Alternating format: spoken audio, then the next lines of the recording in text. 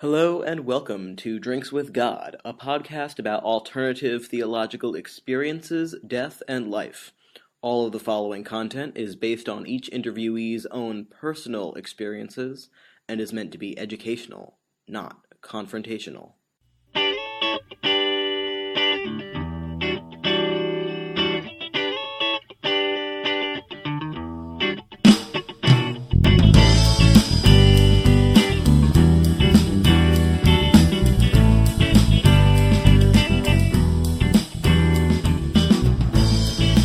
Let me sit for a minute or two. Watch this world make a fool out of you. Today we're going to be taking a look at probably my favorite book by Ram Dass. It's called Grist for the Mill. And one reason why I always particularly suggest that people look at this book, even though it's not the first he wrote, I definitely think it's the most approachable. Not just his own personal philosophies, but to the idea of applicable philosophy. The idea that this isn't just something that you read in a book, and it's not something that you occasionally would use. This is something that you should carry with you and use as a frame of reference for everything and that you come across in every single part of your life. The book itself is mostly dealing with the idea of the problem of wanting to want God, or wanting to want enlightenment, as he actually puts it. Ram Dass says, "We were living in a culture in which man ruled nature within obvious boundaries, and we were so addicted to the rational mind and its power that we assumed we could think our way out of any predicament. We could figure out a new way to be through our thoughts and through our doing. But the predicament is that enlightenment is not an achievement. Enlightenment is a transformation of being." Later on, kind of getting more to the point in the same subject, which I love how he does. He talks about something in very, not quite lofty terms, but very philosophical terms. Then he tries to get very one-on-one with you about it. The way he writes, for all that people point to Ram Dass as being the guru for any modern student of philosophy or religion to take note of. He's a very down-to-earth writer. He clarifies his point a bit later, saying, "In the middle of your main course, you're already thinking about what you'll have for dessert. The way you deal with the game is by constantly keeping things going by fast, like a sleight of hand trick. Rush after rush after rush. But it's like building a house out of sand. You can't stop because it gets a little frightening if you stop. If those spaces get too big, there's depression, confusion, disorientation, anger, loneliness, self-pity, unworthiness." Now let's pause a minute on that desperately wanting to want God, on that wanting to want enlightenment, because it's very important. It's the reason that I brought up this particular book, and the reason why I wanted to for quite a while. Anyone who is a student of philosophy or religion, or who claims to be, seems to think that that is supposed to be the sole occupation, or that is supposed to be a pursuit that overshadows anything else. If you look at the writings of anyone who is a revered thinker, whether it is from a specific sect or just philosophy in general, you'll find that either they had at least one other major occupation during their lifetime, and that their writing was something they did privately or unsuccessfully and just pursued anyway, which of course is the tragic mark of many writers in general. Or you'll find that philosophy was something that they did passively and they were living actively. The whole purpose of philosophy is that it is supposed to be a tool. Religion is supposed to be a tool by which one lives. If you are a student of philosophy or religion, according to all the writers and all of the figures which are lauded by these students, which take themselves so seriously, it is supposed to be a study that is done contemplatively, that is done of the byproduct of living well, of doing your job well, of having done your relationships properly, and of actively moving through life meaningfully. Your sole occupation isn't to sit there and think if you're a philosopher. It is to be actively aware and finding meaning in everything you are doing. The best philosopher could be anyone in any job. They just have to be fully present in the moment and have not just the critical thinking skills to be comparing their situation to other things that they've read and other situations that other people would be in, but would have to be taking the time to look deeper into what they're doing on top of doing what they're doing well. You can't just be there daydreaming. If you're a philosophy student, you kind of have to be a double major. And this isn't just me criticizing, oh, what is the purpose of philosophy? What are you going to do with that degree? That's not what this rant is about.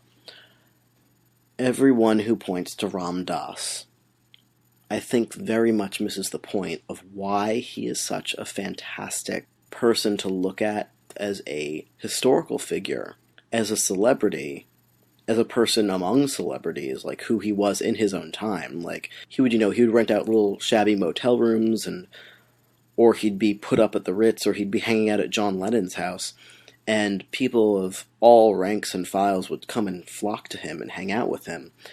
And it was because of how he viewed each individual person and himself in the grand scheme of things, as well as how down to earth he was in what he was supposed to be doing each and every step of the way. And that very much comes through in his writing. I don't think he would have called himself a philosopher. I don't think he would have called himself a religious figure. I think he would have called himself, just a guy. If anything, I think he would have identified far more with the dude than Gandhi. A bit later, he continues, "You, in fact, are the center of a universe which have been designed perfectly in order to awaken you out of the illusion, and that every experience you have is equally valid as grist for the mill of awakening. Your whole incarnation is the teaching." And I think a very good point that he makes in this book is that there is no one right way to go about self-discovery, because each person is an individual. Everybody's own personal journey into enlightenment, whether it's just coming to terms with events that just happened to you, or trying to wrestle with big questions like the whole "why are we here" question that every philosophy student decides to try and tackle in some thesis at some point. But the main point of all that is no one person can be correct for every person, because everybody's got their own journey to go on. Although, that in and of itself, realizing that you're not going to be correct is part of the journey. He says, if you make a mistake, admit it, and get on with it. Don't cover your errors. The whole spiritual journey is a continuous falling on your face. And you get up and brush yourself off and you get on with it. If you were perfect, you wouldn't even go on a journey. Don't be afraid of making errors. Something that always particularly struck me whenever I read Ram Dass's works were, and this is coming from somebody reading Ram Dass's work a couple decades after they were written, so it's a little more striking to me, perhaps, how much of a Christian bent his philosophy has, even though many people point to him as the Western voice for a lot of Eastern thought, which is honestly a bit of a trite way to put it. he had a very Indian philosophy framework for his Western views. While there are some really fantastic points here which are universal to several different religions, he does in fact come at this as a middle-class white male from America and brings it back to a place where it can be used to people of his time and of his place. I still find a lot really usable and really inspirational from what he wrote. But it's really fascinating to see how it comes from a specific time and place. Though he does make some great observations looking at Christianity through this new lens. For example, he writes, "The sacrifice that Christ made is not in the crucifixion. The chance for a conscious being to leave his body is bliss. The sacrifice was leaving the Father in the first place and becoming the Son." That bit of insight into Western religions actually comes from the idea of how one can use Eastern thought in one's own daily suffering. He does talk about the idea of suffering being grace, about how everything, from an objective viewpoint, is just another step forward towards coming to terms with yourself and getting closer to enlightenment. There's a very specific agenda here, but no one picks up Ram Dass expecting a lukewarm self-help book. You pick it up because you want to have some sort of hard-hitting, eye-opening philosophy given to you through the lens of the Buddhism-obsessed 60s. And he does definitely make a point, since Grist for the Mill was written, I believe, in the early 70s. He even writes, "During the 60s, we were confused between internal freedom and external freedom, between revolution and evolution, because we didn't have models in our heads that would allow us to appreciate the grandiosity of the change that we were undergoing. So we kept reducing its implications and seeing it as a social, psychological, or political change." So even there, right in the face of whoever has picked up the book looking for something specific, he tries to let you know that there is a deeper, more universal, and definitely uncomplicated answer to all the questions people tend to ask when they're going to pick up a book like this. He even says, "There is a statement that appears in the Gospels which states that men need not disfigure their faces to know God. There is a type of righteousness and seriousness that creeps in the minute you decide you're going to do spiritual practices, where suddenly it's serious work and you have to be a kind of way, sort of tight-assed. You may find that, though it looks good from the outside, it begins to feel kind of lousy from the inside. But they aren't liberated, because they have pushed away form, they've pushed away the earth, they've pushed away the heart, they've pushed away the flow." He writes, "For to explore beyond this world is a bit like stepping off into the void. It's like diving off a diving board when you're afraid of diving." When you're reading any book by Ram Dass, but particularly Grist for the Mill, he really does take pains to try and take you by the hand and show you that this isn't a scary, serious business trying to dip your toe into philosophy or even trying to answer any big, scary questions about, life, death, the universe, and everything. That it's a very human experience, and in fact, we don't need to ward it off in some sort of sacred get-up and make it seem unknowable and untouchable, which is part of why I love his work so much. Ram Dass really does put it best when he says, "Somewhere I remember the line that goes, 'The angels can fly because they take themselves lightly.' People tend to get very lost in their own melodrama, romanticizing their own spiritual journey. I am going to God, and they tend to take themselves very seriously. They've got themselves a storyline, and they begin to look like yogis, and they begin to smell like yogis, and they come on as they imagine yogis would, and they have a whole image of themselves becoming yogis. That's all going to have to go. You come back into the moment, the present moment. You are what you are. You let go of the romantic storyline of your own predicament, because that's one's just keeping you from being whatever you really are at the moment. It's self-consciousness. And that paradox of getting so caught up in trying to become a philosopher that one stops asking the questions and doing the actual experiencing and thinking, is something that I think more and more philosophers up to the 60s were getting away from, which is why you suddenly see writers like Ram Dass kind of making this point. I think he does it the best because he's not up his own ass about it. And that's entirely likely the whole reason why so many people were drawn to him as a person and as a spiritual teacher. But what I think is so fantastic about him, and so fantastic about this book in particular, is that he is speaking directly to the audience, not just about the ways and means to enlightenment, but also the common pitfalls that come with thinking you are going to become enlightened, with the whole idea of pursuing enlightenment and how that in and of itself can become you clinging too hard to things as you're trying to shed that whole idea of clinging, which is going to be the crux of a whole lot of meditative practices, a whole lot of assumed holiness, and a whole lot of just spiritual journeys, is just the letting go of possessions and objects and emotion, which is going to, as Ram Dass points out, create a lot of people who get so caught up in the idea of, I'm going to do this, I'm doing this, that you forget to be there, that you overlook what the purposes of things and emotions and attachment and relationships are. And that's not something to keep with you forever, but just a step along the journey. And he's very rational about it, and he's very eloquent about it.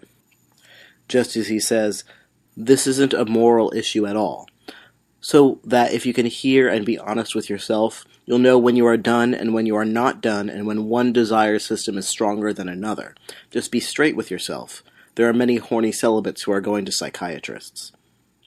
Later on, he further clarifies the point.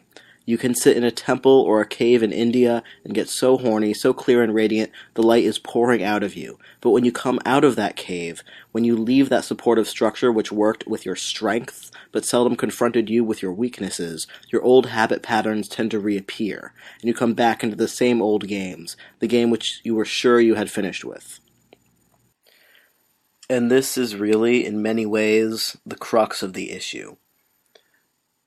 A lot of people who suddenly turn to religion or suddenly become incredibly philosophically or spiritually aware, they do so because they're trying to get away from something within themselves by looking at something outside of themselves, which a lot of self-help books try to capitalize on, and which a lot of, snake oil salesmen would historically capitalize on.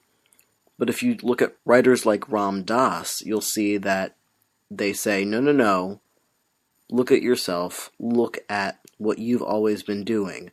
Who are you as a person? What don't you like about yourself?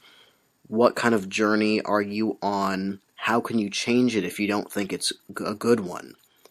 Which I think is a very viable point. That whole needing to try religion, that whole needing to tackle these spiritual questions, they often come out of a need to fix something bad and within oneself or about oneself, one's own situation. If that's the reason that you're turning to religion, you're not actually addressing the problem. All you're doing is looking for a band-aid, and the wound is still going to be there if you don't stitch it up, if you don't try and actually heal it. But the whole problem with going on a philosophical journey or going on a spiritual journey or going out to find oneself and forgetting how to actually live in your day-to-day life and live with yourself as a person and work on who you are as a person, as opposed to just being a more self-aware, actively spiritual version of who you are in your already established day-to-day life, is that you're abandoning and cutting off your relationships instead of just the toxic ones, and you're not nurturing the ones around you.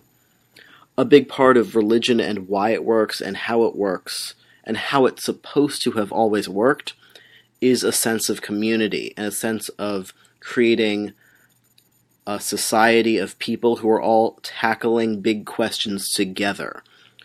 why we're here, what happens after we die, how do we all band together in the face of the unknown.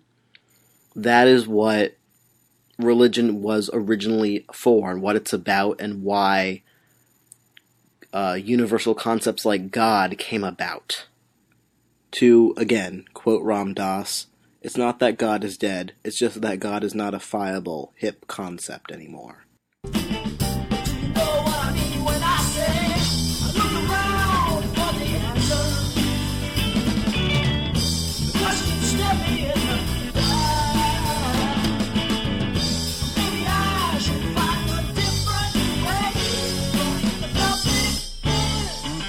Silliness.